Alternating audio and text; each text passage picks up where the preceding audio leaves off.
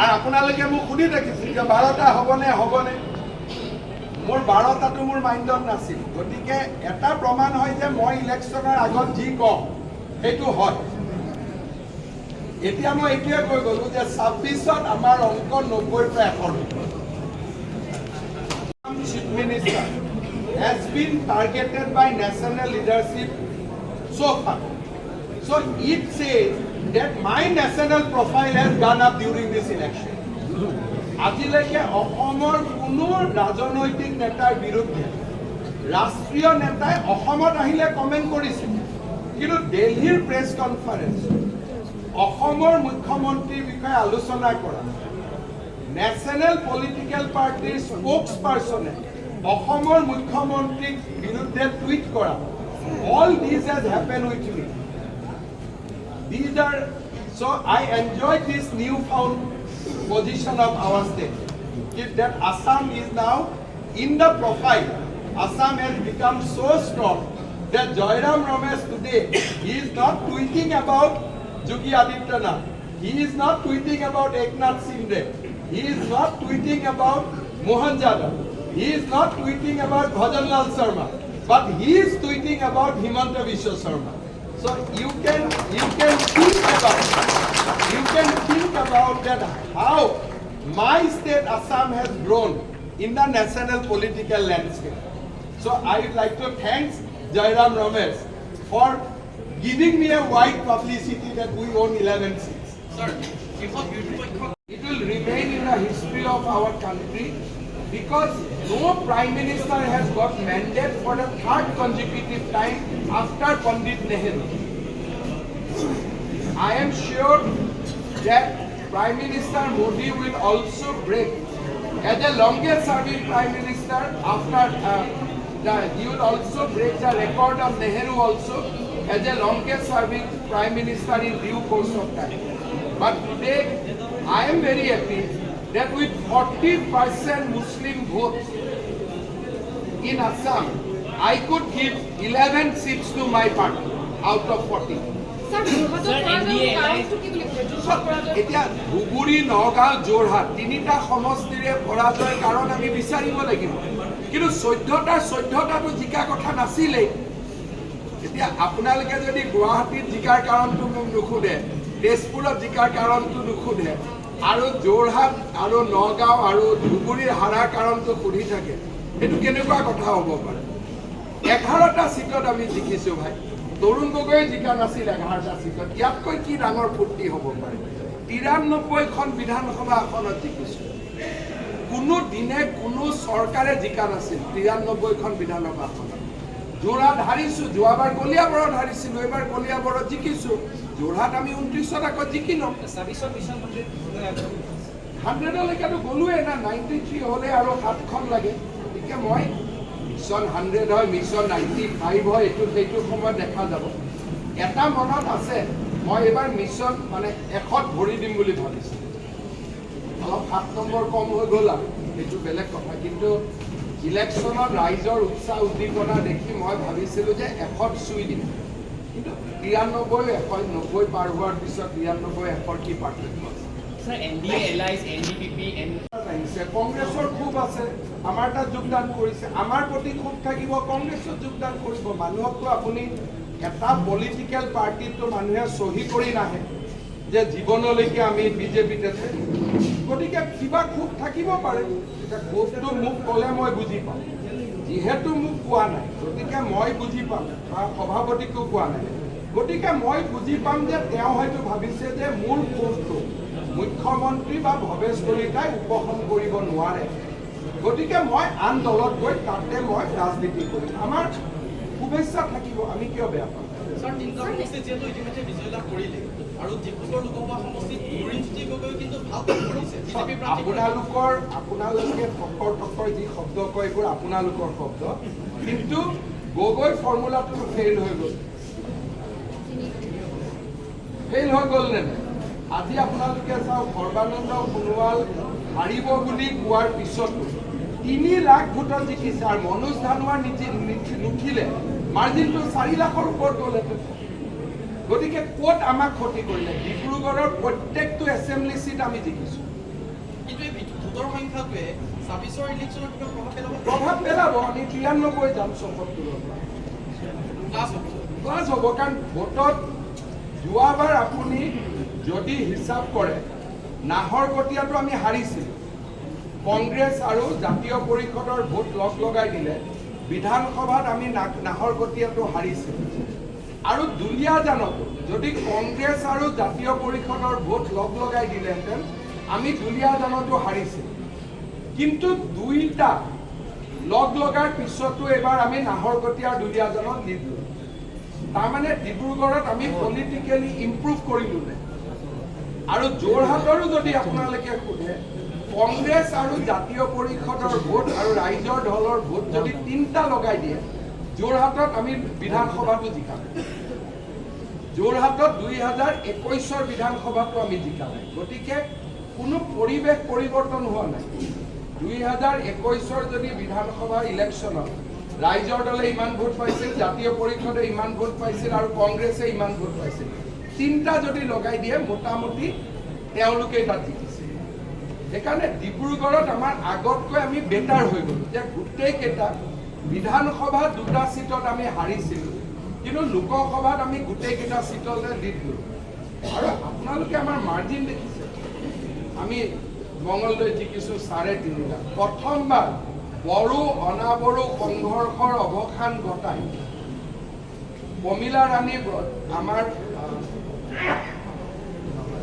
আমাৰ MP আছিলে চানচুমা খুংগুৰ বসুমতাৰীৰ পিছত প্ৰথমবাৰ বড়োলেণ্ডত বড়ো সমাজৰ MP জিকিলে।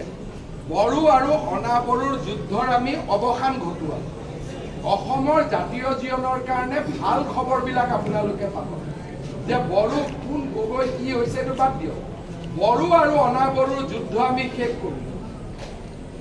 আপোনালোকৰ সেইটোৱে মনটো ভাল নলগাব পাৰে, কিন্তু অসমৰ কাৰণে 100 বছৰ পিছতো অসমৰ বুৰঞ্জীয়ে লিখিব যে কোনজন মুখ্যমন্ত্ৰীৰ দিনত বড়ো আৰু অনাবড়ো যুদ্ধ শেষ হ'ল।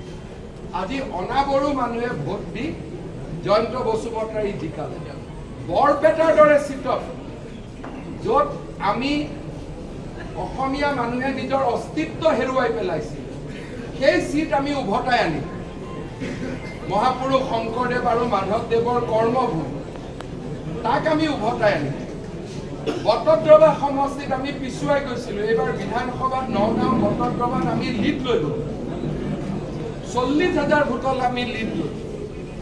আমাৰ জাতীয় জীৱনৰ যিমান দুখ লগা পঞ্জী আছিলে, যিমান দুখ লগা দস্তাবেজ আছিলে, আমি সকলো পৰিৱৰ্তন কৰিলোঁ এইটো ইলেকশ্যন। কাজিৰঙাত যি কলিয়াবৰ কাজিৰঙাত কাৰোবাৰ দপদপনি আছিল, এতিয়া আমি এজন থলুৱা লোকৰ তাত আমি তাত MP কৰিলোঁ। আজি ইমান দিনে সেই সমষ্টিবিলাকৰ ৰাজনৈতিক ভৱিষ্যত আনে নিৰ্ধাৰণ কৰিছে। গতিকে এই ইলেকশ্যনে অসমীয়াক বহুত শিকাই থৈ গৈছে। বৰাক ভেলীত 2টা ছিটে আমি পালোঁ। ডিলিমিটেশ্যনৰ পিছত তাত 2টা ছিট কমিলে, তাৰ পিছতো সন্তোষ মোহন দেৱেও 2,60,000 ভোটত জিকিব পৰা নাছিল। সন্তোষ মোহন দেৱৰ দৰে টাৱাৰিং লিডাৰ কেতিয়াও 2,60,000 ভোটত জিকা নাছিল। পৰিমল শুক্লবৈদ্যই এইবাৰ 2 লাখ ভোট ক্ৰছ কৰি জিকিল। গতিকে এজন দুজন ব্যক্তিৰ এইটো ঠিক আছে, ইলেকশ্যনত 126টা ছিটতে হিমন্ত বিশ্ব শৰ্মা কেনেকৈ জিকে, কিন্তু আমি যিমান জিকিছোঁ অসমৰ মানুহে আমাক বহুত দিলে, কংগ্ৰেছক অক্সিজেন দিলে, আমাক ভিটামিন B কমপ্লেক্স যে আগুৱাই যাব হ'ব। Particularly in this election, Meghalaya, Nagaland and Manipur, a particular religion openly went against our government in those states or openly done against the NDA. And that religion has tremendous followers in those states. So that has made the difference. It is not a political defeat because nobody can fight with a religion.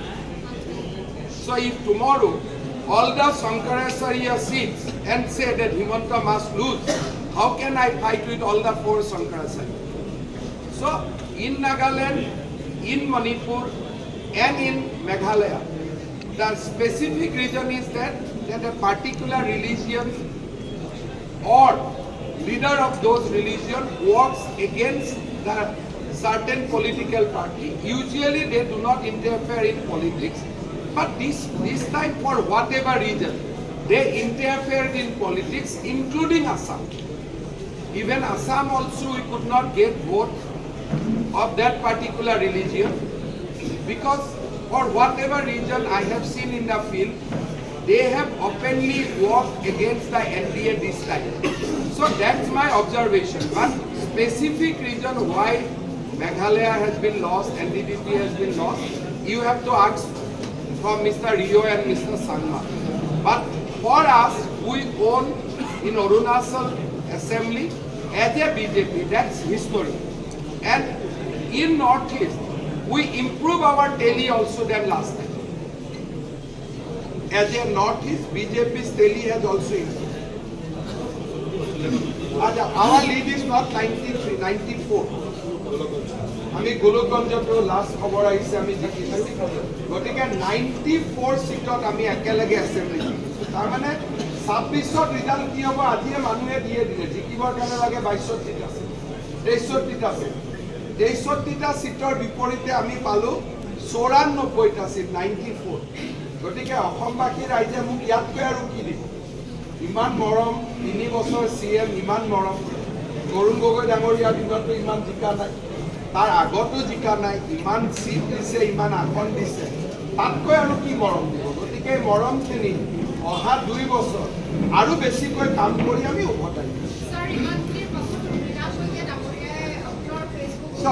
Mrinal শইকীয়াই নৰেন্দ্ৰ মোদী ডাঙৰীয়াক অভিনন্দন জনোৱা নাই তেওঁ কংগ্ৰেছৰ বিজয়ী প্ৰাৰ্থী এজনক অভিনন্দন জনাইছে তাৰ পৰা মোৰ ধাৰণা হয় যে মৃণাল শইকীয়া হয়তো বহুদিন বিজেপিত নাথাকিব কাৰণ মোৰ সকলোৰে এইটো ব্যক্তিগত স্বাধীনতা প্ৰথম অভিনন্দন কাক জনাব লাগিছিল নৰেন্দ্ৰ মোদী তাৰপিছত অভিনন্দন জনাব লাগিছিল কামাখ্যা তাছাক নিজৰ সমষ্টিৰ MP গতিকে তেওঁ নৰেন্দ্ৰ মোদীক অভিনন্দন জনোৱা নাই কামাখ্যা প্ৰসাদ তাছাক অভিনন্দন জনোৱা নাই তেওঁ কংগ্ৰেছৰ কেণ্ডিডেট এজনক অভিনন্দন জনাইছে তাৰ পৰা মই যিটো পলিটিকেল ৰিডিং মোৰ ধাৰণা হয়তো মৃণাল শইকীয়া বহুত দিন বিজেপিত নাথাকিব তেনেকুৱা মোৰ এটা ধাৰণা হয় এতিয়া সভাপতিয়ে সুধিব তেওঁ কিন্তু মই ধাৰণা কৰোঁ ধৰক এতিয়া তেওঁ কেইদিনমান আগতে জয়ন্ত মল্ল বৰুৱাকে সমালোচনা কৰিলে জয়ন্ত মল্ল বৰুৱাইতো নিজৰ সমষ্টিত 60,000 লিড লৈ ল'লে 65,000 লিড লৈ ল'লে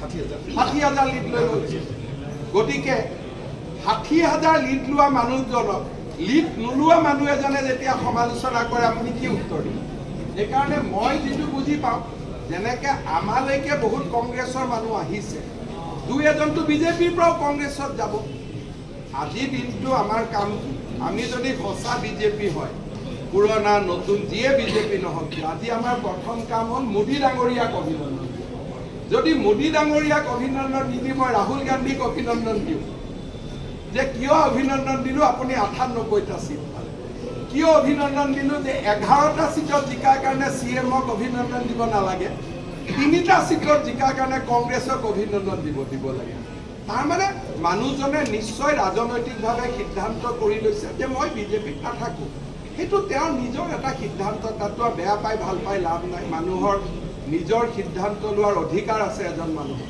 তাৰমানে আপুনি ক'ব বিচাৰে নেকি যে